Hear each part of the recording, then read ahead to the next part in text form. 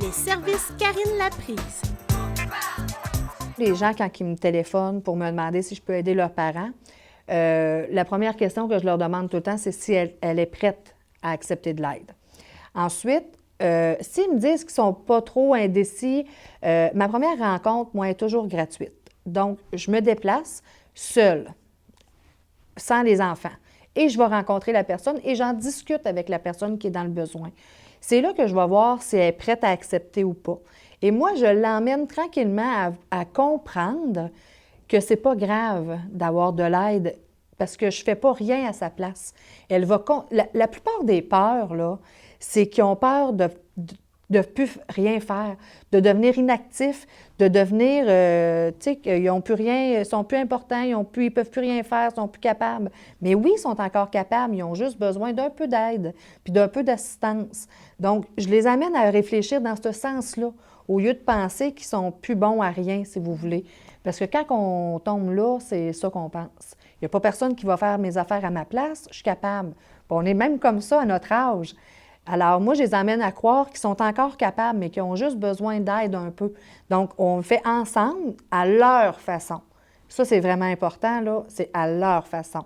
Moi, je ne rentrerai pas chez quelqu'un à vouloir faire sa vaisselle de ma façon à moi. C'est pas chez nous, c'est pas ma vaisselle, puis c'est pas moi qui ai besoin d'aide. Moi, j'aime ça m'adapter à la personne, puis j'aime ça leur demander comment vous voulez qu'on fasse ça. Voulez-vous, exemple, la vaisselle, aimez-vous mieux la laver, aimez-vous mieux l'essuyer? Moi, je veux que vous soyez à l'aise. Donc, la personne est pas mal plus ouverte, parce que là, je n'ai même pas touché à ces choses, là, je suis encore assise avec elle, mais je leur donne plein d'exemples comme ça qui fait que, ouais, c'est vrai qu'elle ne fera pas les choses à ma place, elle va juste être là pour m'aider. Fait qu'ils sont plus ouverts, puis je leur dis toujours à la fin, prenez votre temps pour y penser, parce qu'on ne peut pas avoir une réponse tout de suite. Eux autres, ils ont besoin de réfléchir. Tu sais, ils ne sont pas comme nous autres, là, go, go, go, puis tout le temps sur la pression.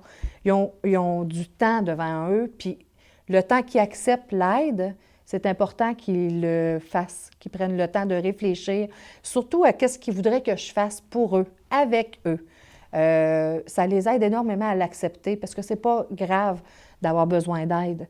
Ce qui est grave, c'est de refuser et de se mettre en danger. Il faut demander de l'aide. Puis ça nous fait tellement plaisir d'aider les gens que c'est correct de demander de l'aide. Puis on finit par se tricoter des liens entre nous autres. Puis faire la vaisselle en riant, là, c'est pas mal plus agréable que faire la vaisselle tout seul.